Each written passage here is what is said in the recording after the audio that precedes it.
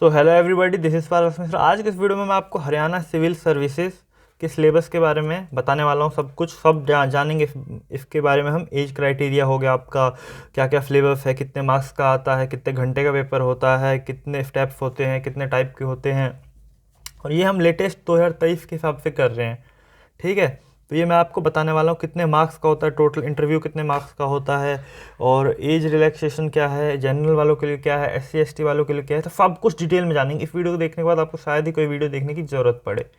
तो चलो वीडियो शुरू करते हैं। सबसे पहले HCF, अदर स्टेट एग्जामिनेशन को हम बिहार पब्लिक सर्विस कमीशन हो गया, आपका UP PCF हो गया, वैसे ही इसको हम HCS हरियाणा सिविल सर्विस कहते हैं।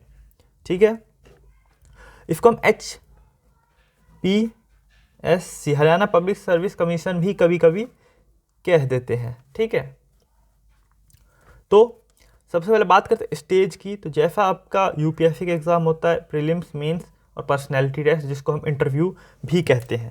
ठीक है, तो जैसा आपका होता है प्रीलिम्स, मेंस और पर्सनैलिटी टेस्ट।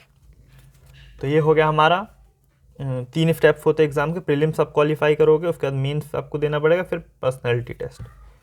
अब आते हैं हम प्रीलिम्स में क्या क्या होता है। तो प्रीलिम्स जो होता है वो हमारा ऑब्जेक्टिव टाइप होता है, यानी कि MCQ होता है। 2 पेपर होगा आपका, एक GF का होगा, कितने नंबर का होगा, 100 नंबर का होगा, और 100 क्वेश्चन होंगे। तो 100 क्वेश्चन 100 मार्क्स के। और जनरल एप्टीट्यूड यानी कि मेंटल एबिलिटी जिसे आप कहते हैं, मैथ, इंग्लिश, रीजनिंग, तो 100 नंबर के होंगे और 100 क्वेश्चन होंगे। ठीक है, टोटल आपका 200 क्वेश्चन होगा और 200 मार्क्स का होगा। ये केवल क्वालिफाइंग है, यानी कि 33% मार्क्स लाना होता है। उसके अलावा कुछ नहीं करना आपको, इसमें कोई रैंक नहीं लाना, कोई ज़्यादा नंबर नहीं चाहिए आपको, केवल क्वालिफाई करना, केवल पास होना है इसमें। टाइम की बात करें अगर हम, तो 2 घंटे 2 घंटे दोनों पेपर करने के लिए 2-2 घंटे मिलेंगे। एक ही दिन होगा आपका दोनों पेपर, क्योंकि प्रीलिम्स है। ओनली क्वालिफाइंग है, जैसा कि मैंने आपको बता दिया, ओनली क्वालिफाइंग है। नेगेटिव मार्किंग, बिल्कुल इसमें नेगेटिव मार्किंग है, लेकिन और एग्जाम्स के कंपेयर में बहुत ही कम है। यानी कि एक क्वेश्चन जो है आपका वो 1 नंबर का है, और अगर वो आपका गलत करते हो आप तो 0.25 यानी कि 1/4 नंबर कटेगा आपका। कितना कटेगा? 1/4, 0.25। ठीक है, तो होप्स आपको प्रीलिम्स में कोई दिक्कत नहीं होगा। अगर फिर भी कोई दिक्कत आता है तो आप मुझे कमेंट करके बता सकते हैं। ठीक है, अगले स्टेप्स पे आते हैं हम अपने, यानी कि अगला स्टेज पे। कॉन्ग्रेचुलेशन, आपने प्रीलिम्स क्वालिफाई कर लिया। अब आते हैं मेंस पे। मेंस पे इंग्लिश का पेपर होता है हमारा, उसमें आपको ऐसे भी लिखना होता है। इंग्लिश का पेपर होता है, लेकिन उसमें आपको ऐसे भी लिखना होता है। 100 नंबर का होता है, 3 घंटे का टाइम होता है। ठीक है, ये जो था आपका, ये MCQ था ऑब्जेक्टिव टाइप। ये जो है आपका, ये सब्जेक्टिव टाइप है, यानी कि लिखने वाला, आंसर पूरा लिखना होगा आपको। तो इंग्लिश का होता है 100 नंबर का, 3 घंटे मिलेगा। हिंदी का होता है बिल्कुल इंग्लिश जैसे ही, देवनागरी स्क्रिप्ट में, जैसा बचपन से पढ़ते आए हो स्कूल में। इसमें भी ऐसे होता है, 100 मार्क्स का और 3 घंटे का पेपर होता है आपका। ठीक है, अगले पे आते हैं हम अपने। अगला कौन सा हमारा? अगला है हमारा GF। अब यहाँ पर देखना, जो आपका और स्टेट PCF होता है उसमें GF, यानी कि PCF का मतलब ही हो गया, UPSC का मतलब ये है कि GF में ज़्यादा पूछा जाता है। इसमें भी पूछा जाता है, ज़रूर पूछा जाता है, आंसर लिखना होगा आपको, और 100 मार्क्स का होता है। ये बहुत ही कम नंबर का होता है ये, क्योंकि अक्सर हमने देखा है कि और स्टेट PCF में जो है वो GF बहुत ज़्यादा नंबर का पूछते हैं, लेकिन इसमें आपको 100 नंबर का ही पूछते हैं, और 3 घंटे का टाइम इसमें भी मिलता है आपको। ठीक है, तो 100 तीनों नंबर जो है 100 नंबर के होते हैं आपके। अब आते हैं हम इसके ऑप्शनल। इसका ऑप्शनल जो है वो थोड़ा ऐसा है, अलग है, मतलब UPSC से थोड़ा अलग है। UPSC में और स्टेट PCS में आपको ज़्यादातर देखा गया है कि एक ही ऑप्शनल होता है। आप कोई सा भी ऑप्शनल ले लीजिए, फॉर एग्जांपल आप सोशोलॉजी ले लीजिए, आप पॉलिटिकल साइंस ले लीजिए, आप फिजिक्स ले लीजिए, केमिस्ट्री ले लीजिए, मैथ ले लीजिए, बॉटनी ले लीजिए, जूलॉजी ले लीजिए, यानी कि जो भी ऑप्शनल आपके होते हैं UPSC में, जितने टाइप के होते हैं, वो उन्हीं में से आपको चूज़ करना होगा। लेकिन उन सब में से आपको एक नहीं 2 करना होगा। यानी कि इसमें हमारा ऑप्शनल 1 और ऑप्शनल 2, 2 ऑप्शनल के पेपर होते हैं, जैसा पहले हुआ करता था UPSC में 2010-11 के टाइम पे जैसा हुआ करता था वैसा। 150 नंबर का होगा, 3 घंटे का पेपर होगा, और ये पेपर आपको एक साथ ही दिया जाएगा। ठीक है, ये पेपर जो होगा आपका, ये एक साथ ही होगा। तो ऐसा नहीं है कि ये 2 पेपर अलग अलग बार दिया जाएगा, नहीं, एक ही बार दिया होगा, उसी में 2 पेपर होंगे, 150 नंबर, 150 नंबर। ठीक है, इसमें कोई डाउट आपको रह नहीं गया होगा। इंग्लिश का होगा, हिंदी का होगा, फिर जनरल स्टडीज़ का होगा, फिर ऑप्शनल 1 और 2, यानी कि ऑप्शनल्स के पेपर होंगे। टोटल जो है वो 600 नंबर का पेपर है। ठीक है, और इसी के साथ हमारा ये समाप्त होता है। कोई अगर इसमें डाउट हो तो बता देना। अब हम इसके बाद आगे बढ़ेंगे। तो प्रीलिम्स क्वालिफाई कर लिया आपने, मेंस क्वालिफाई कर लिया, अब आते हैं हम अपने इंटरव्यू पे, या जिसे हम पर्सनैलिटी टेस्ट भी कहते हैं, जिसको हम पर्सनैलिटी टेस्ट भी कहते हैं। पीटी मतलब पर्सनैलिटी टेस्ट, प्रीलिम्स टेस्ट मत समझ लेना इसको, प्रिलिमिनरी टेस्ट। और ये हमारे इसी को इंटरव्यू कहते हैं। ये जो होगा आपका 75 नंबर का ही होता है मात्र, जिसमें आपसे कुछ भी पूछ सकते हैं। जैसे कि आपको पता है इंटरव्यू वीडियो, आपने बहुत सारे मॉक इंटरव्यूज़ वगैरह देखे होंगे, तो वही है हमारा। अब आते हैं हम अपने नेक्स्ट स्टेप पे।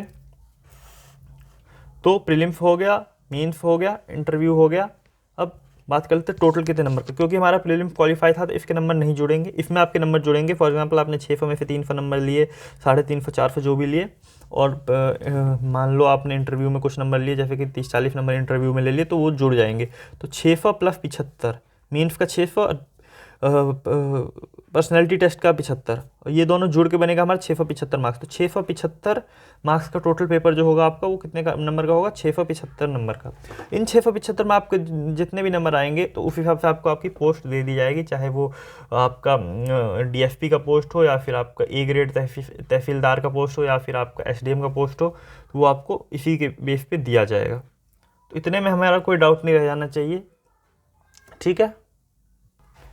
अब हम बात कर लेते हैं हरियाणा सिविल सर्विसेज के सिलेबस के बारे में। तो सिलेबस की अगर हम देखें तो बहुत सिंपल सिलेबस है, कोई उतना नहीं है जितना यूपीएससी में होता था हमारा, कि साइंस एंड टेक्नोलॉजी भी है, एथिक्स भी है, और आपका जो हो गया मतलब और सब्जेक्ट्स की अगर हम बात करें, सोसाइटी हो गया, सोशल जस्टिस, तो उतने सब्जेक्ट्स नहीं है, बहुत बेसिक सब्जेक्ट है। फिजिक्स, केमिस्ट्री, बायोलॉजी हमारा ये 3 सब्जेक्ट जिसे जनरल साइंस में हम गिनते हैं, ठीक है। तो physics, chemistry, biology 10th level तक की कहते हैं ऐसा, लेकिन थोड़ा बहुत ऊपर नीचे हो जाता है तो वो नहीं देखेंगे। करंट अफेयर्स, हरियाणा का भी करंट अफेयर्स पे ध्यान देना, और आपका इंडिया के भी, तो दोनों ही करंट अफेयर्स आप इंडिया के पर्सपेक्टिव से पढ़ें। History of India, world history नहीं है, याद रखना, हिस्ट्री ऑफ इंडिया है। और पोस्ट इंडिपेंडेंट इंडिया भी है। पोस्ट इंडिपेंडेंट इंडिया मतलब जिसमें आप नाम, नॉन अलाइनमेंट मूवमेंट पढ़ेंगे, या फिर आप पंचशील समझौता पढ़ेंगे लाल बहादुर शास्त्री के टाइम का, तो वो वाला इंडिया 1947 के बाद वाला इंडिया। मॉडर्न इंडिया भी है, एंशिएंट इंडिया भी है, मिडेवल इंडिया भी है, क्योंकि हिस्ट्री ऑफ इंडिया इन्होंने सिलेबस में साफ साफ मेंशन किया हुआ है। अगले नंबर पे जो हमारा आता है वो है India and world geography. World geography है और इंडियन ज्योग्राफी है, तो इसी में हमारा फिजिकल वगैरह भी आ जाएगा, फिजिकल ज्योग्राफी वगैरह भी आ जाएगा, और ह्यूमन ज्योग्राफी वगैरह भी आ जाएगा। तो ज्योग्राफी पूरा ही है। और एक बात और बोल देता हूँ, जो भी पढ़ो तो उसको हरियाणा को एक साइड माइंड में रख के पढ़ना, क्योंकि हरियाणा से रिलेटेड ज़्यादा पूछने का चांस आता है, क्योंकि हरियाणा का पेपर है, तो हरियाणा से रिलेटेड आपको पता होना चाहिए। वैसे भी कभी भी पूछ लेंगे, मेंस में भी पूछ लेंगे, और इंटरव्यू में भी पूछ सकते हैं, प्रीलिम्स में भी पूछ सकते हैं। तो हरियाणा के पर्सपेक्टिव से थोड़ा बहुत ओवरव्यू देते रहना, बाकी हरियाणा तो है ही आपके सिलेबस में। और ये आपका इंडियन पॉलिटी एंड इकोनॉमी, तो जैसे कि आप इंडियन इकोनॉमी पढ़ो तो उसमें थोड़ा बहुत हरियाणा का देख लेना कि हरियाणा की इकोनॉमी वगैरह के बारे में, जीडीपी कितनी है, क्या कुछ, तो ऐसे करके आप देख सकते हो। उसके बाद मेंटल एबिलिटी प्रीलिम्स में आएगा, आपको पता है।